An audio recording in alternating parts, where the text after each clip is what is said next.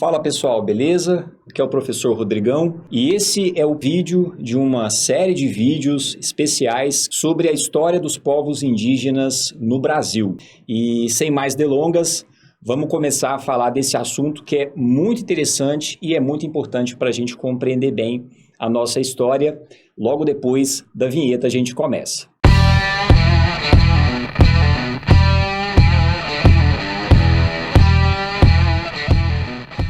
Sobre a cultura tupi, nós temos muitas informações que são importantes. O primeiro detalhe, que eu acho importante a gente citar, diz respeito à organização espacial das comunidades da cultura tupi. Normalmente, os povos dessa cultura construíam as suas moradias dentro da sua comunidade na forma de um círculo. Aliás, até os dias de hoje, como a gente pode ver aqui nessa fotografia, uma imagem de uma aldeia indígena contemporânea, percebam a organização espacial dessa aldeia. As moradias, elas estão dispostas na forma de um grande círculo. Isso era muito comum na cultura tupi. Você organizava as moradias na forma de um grande círculo e no interior desse círculo você deixava um espaço aberto, um grande terreiro, que normalmente era utilizado em rituais coletivos, para organização de reuniões, enfim.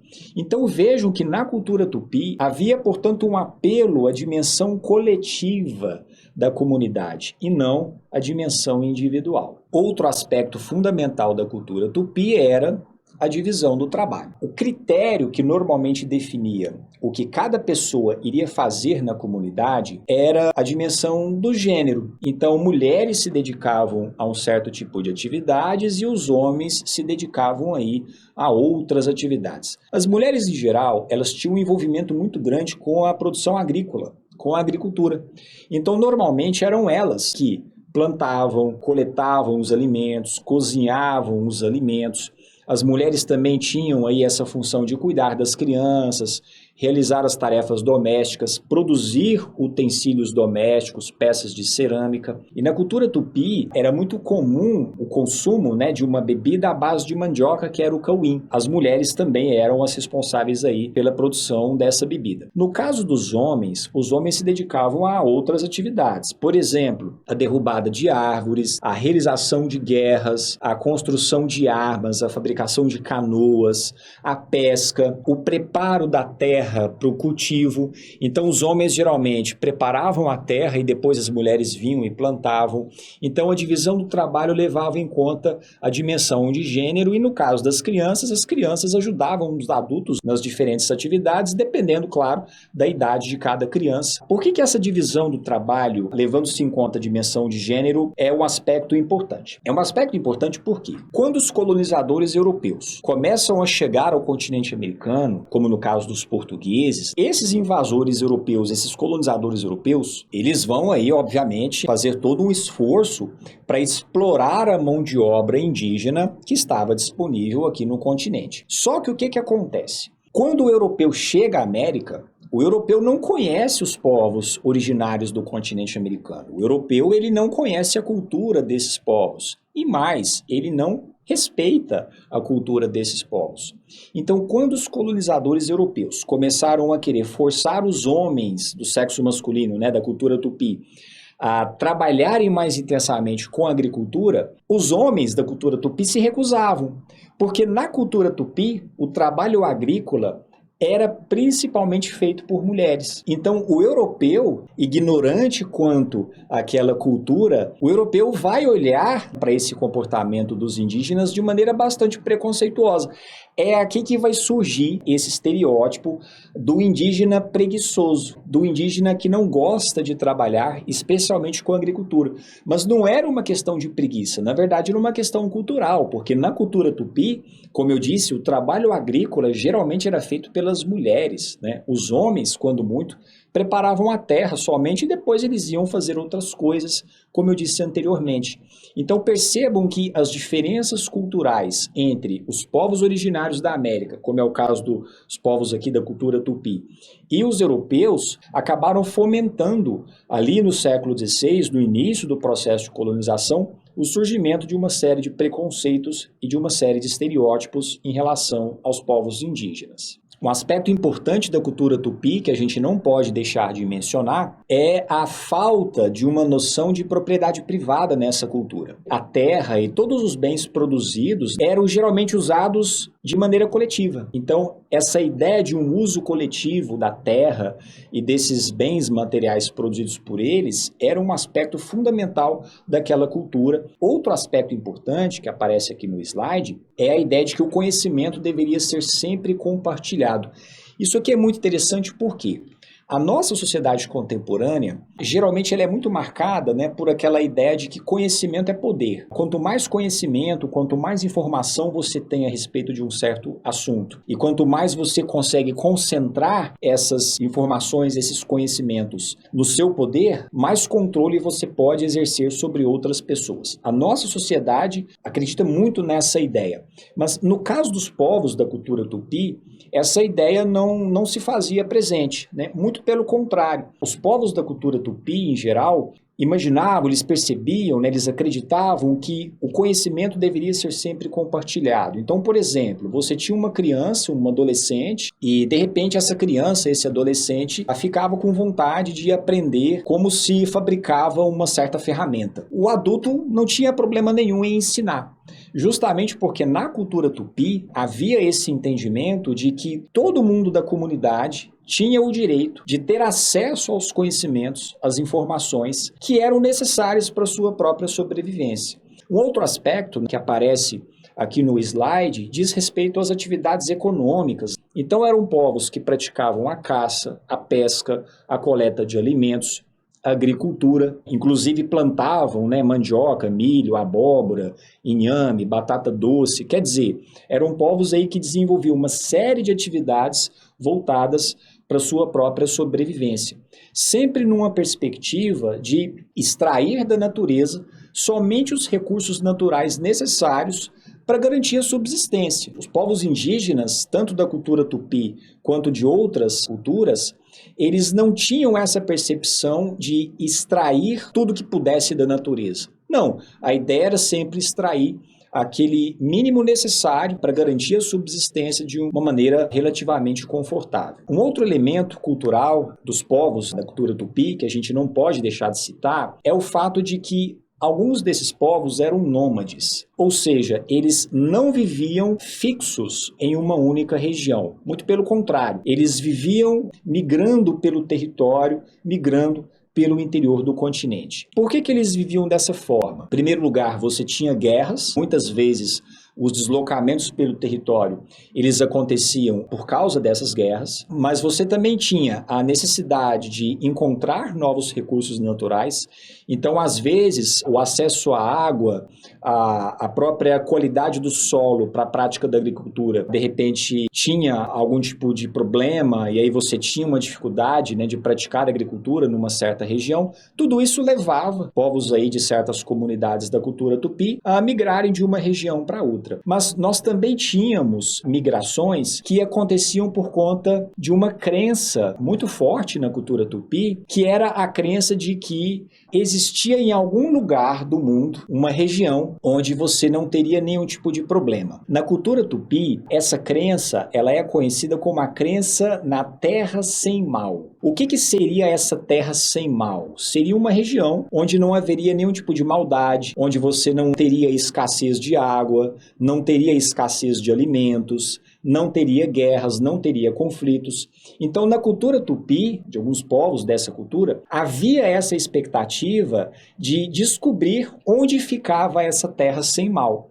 Como eles imaginavam que essa terra sem mal existia, obviamente eles acabavam, de tempos em tempos, migrando, mudando de região para tentar encontrar essa terra sem mal. Por isso que muitos desses povos eram nômades, né, e não sedentários aí, como outros povos indígenas que existiam aqui no continente americano. Do ponto de vista da organização política, como que o poder político era organizado dentro dos povos da cultura tupi? Geralmente, cada comunidade tinha uma espécie de líder, que a gente chama de morubixaba, como vocês estão vendo aqui no slide. Bom, Quem era o Morubixaba? Normalmente, o Morubixaba da comunidade era um homem, sujeito do sexo masculino, que era reconhecido pelos demais como um sujeito que tinha muitas qualidades. Por exemplo, força física, capacidade de liderança em batalhas, em conflitos, capacidade de diálogo com as pessoas. Então, normalmente, quando você tinha uma confusão dentro da aldeia, uma briga dentro da aldeia, uma das funções do Morubixaba era exatamente mediar esses conflitos, fazer as pessoas ali que estavam brigando entrarem em algum tipo de acordo. Então, o Morubixaba, por conta dessas habilidades, ele era escolhido aí para exercer a liderança dentro da comunidade. Mas o Morubixaba, ele não era um governante de poder absoluto. Ele não era, por exemplo, como os reis absolutistas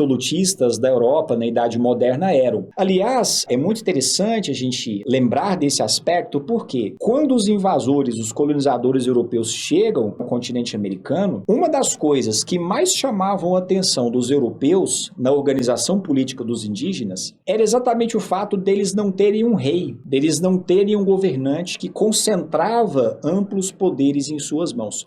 Por quê? Porque o Morubixaba, embora ele fosse o líder, na hora de tomar certas decisões importantes ali para a comunidade, o Morubixaba ele não tomava as decisões sozinho. Normalmente, por exemplo, quando você tinha a possibilidade da comunidade entrar em guerra com uma outra população indígena, o Morubixaba normalmente fazia o quê? Ele chamava os chefes das principais famílias ali daquela comunidade, eles se reuniam numa espécie de um grande conselho, né, como vocês estão vendo aqui no slide, e aí coletivamente o Morubixaba, junto com esses outros membros da comunidade indígena, debatiam ali aquele assunto que estava em discussão, chegavam num consenso e tomavam uma certa decisão.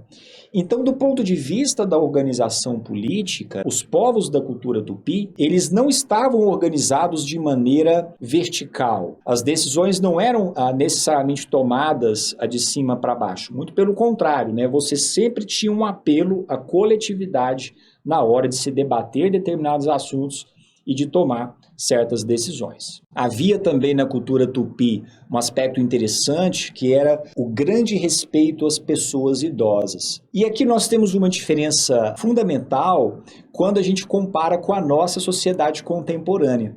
Por quê? Porque na nossa sociedade, infelizmente, né, os idosos, muitas vezes, eles são excluídos. O filho geralmente manda o pai para o asilo. Às vezes, quando a família vai fazer uma festa mais animada, um churrasco, a família às vezes nem convida o avô, a avó, porque fica com aquela percepção, né?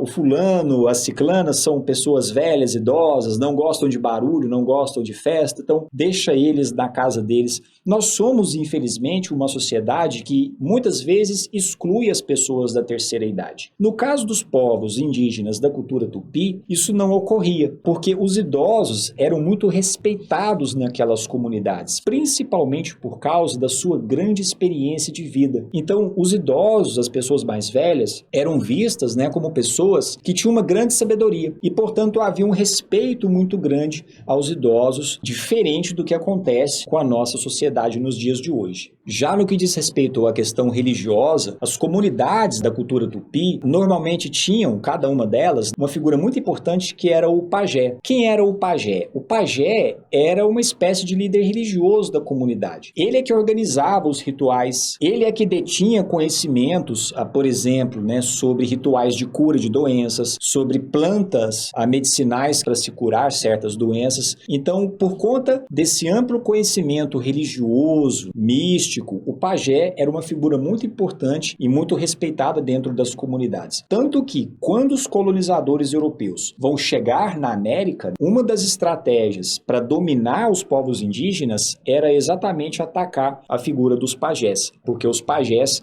tinham muita influência dentro dos povos indígenas, então, se você neutralizasse o pajé de uma determinada comunidade, você tirava ali um suporte importante dessa comunidade e você acabava enfraquecendo essa comunidade comunidade, né? Então, os colonizadores europeus utilizaram dessa estratégia em diversos momentos, né? Especialmente os portugueses aqui no Brasil. Os povos da cultura tupi, além de tudo isso que eu já falei, eram povos que tinham o hábito de estabelecerem alianças entre comunidades diferentes. E aqui isso é muito interessante porque havia entre os povos indígenas do continente americano e aqui no território que hoje é o Brasil, relações muito complexas. Às vezes esses povos guerreavam uns contra os outros, disputando o território, disputando por recursos naturais, uma série de coisas. Mas esses povos, em alguns momentos, por interesse próprio, eles também tinham o hábito de estabelecerem alianças uns com os outros. E geralmente essas alianças, elas podiam ser feitas de duas formas. Ou você podia ter um acordo informal entre os líderes de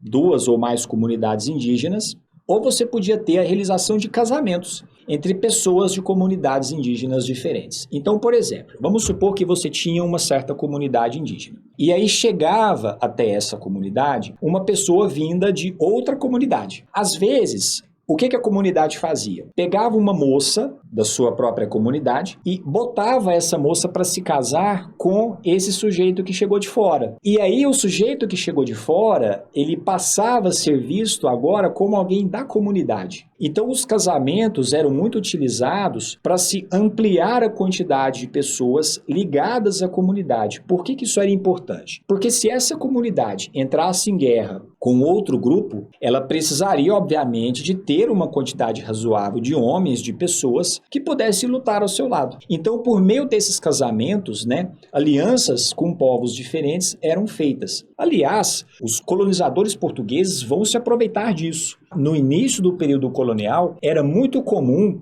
que portugueses se casassem com mulheres indígenas exatamente para estabelecer alianças com certas comunidades indígenas, para ter gente, para que você tivesse mais pessoas ajudando os portugueses a lutarem contra outras comunidades indígenas. Então, o chamado cunhadismo, que era o nome dessa prática cultural aí dos povos da cultura tupi, ou seja, essa prática de estabelecer alianças por meio de casamentos, foi um aspecto da cultura tupi que os portugueses se aproveitaram dela, se aproveitaram dessa prática, desse aspecto cultural dos povos da cultura tupi, para ampliar o seu poder aqui no território, né, que viria a ser o Brasil já durante o período da colonização. Como vocês podem ver, portanto, né, os povos da cultura tupi eram povos que eventualmente se envolviam em conflitos e em guerras, e as guerras eram importantes porque elas vão ter relação com uma outra prática que era comum em alguns povos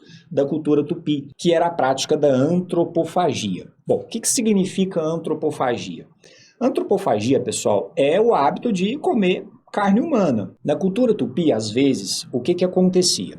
Você tinha guerras, você tinha conflitos com outras comunidades e, muitas vezes, quando determinado povo vencia o inimigo era eventualmente devorado. Essa prática podia acontecer tanto no campo de batalha, quanto no momento posterior, num ritual. Então, às vezes, o inimigo era aprisionado, ele era feito prisioneiro de guerra, e aí depois, num momento posterior, a comunidade fazia um grande ritual, e aí a carne dessa pessoa era devorada. E, bom, por que essas pessoas tinham esse hábito, né, de comer carne humana? Havia na cultura tupi a crença de que se você comesse a carne de alguém, você assimilaria as características daquela pessoa. Então, por exemplo, se você tinha um inimigo que era forte fisicamente, que era uma pessoa valente, corajosa, e você numa guerra derrotasse esse inimigo e devorasse a carne dele, na cultura tupi se acreditava que você ia assimilar as características daquela pessoa. Você iria assimilar a força física, a coragem, a valentia, enfim, as características que a pessoa tivesse. Nem preciso dizer para vocês, né, que quando os europeus chegam ao continente americano e eles percebem que havia a prática da antropofagia entre os povos da cultura tupi, evidentemente que esses colonizadores, invasores europeus se assustaram com isso, ficaram chocados aí com esse aspecto da cultura tupi. Mas aqui, pessoal, nós precisamos fazer uma diferenciação que é importante. A antropofagia não deve ser confundida com o canibalismo. São conceitos diferentes. E eu já sei que isso deve ter dado um nó na cabeça de vocês. Como assim? Se a antropofagia é comer carne humana, como que não era canibalismo? Na verdade, são conceitos distintos. Quando a gente fala de canibalismo, a gente está falando de uma prática de se comer carne humana de uma maneira mais corriqueira, como se a carne humana fizesse realmente parte da dieta cotidiana de uma determinada pessoa, de um determinado grupo. A antropofagia é diferente, porque na antropofagia, quando a carne humana é devorada, ela não é devorada num sentido corriqueiro, num sentido cotidiano. Não,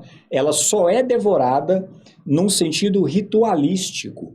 Ou seja, os povos da cultura tupi praticavam antropofagia, comiam a carne humana apenas em momentos específicos, em momentos de rituais, e não de maneira cotidiana, como seria, né, num canibalismo puro e simples. Então, essa diferença conceitual entre antropofagia e canibalismo é uma diferença que a gente precisa levar em conta na hora da gente analisar aí as características da cultura tupi. E é isso, pessoal. Espero que vocês tenham gostado do vídeo. Se gostou, já aproveita, deixa o like. Aproveita também para se inscrever aqui no canal, caso você não seja inscrito. Ativa logo o sininho e compartilhe o vídeo para a gente fazer esse conteúdo chegar em pessoas, para a gente expandir e levar esse conteúdo adiante. Vou ficando por aqui. Vejo vocês num próximo vídeo. Abraço.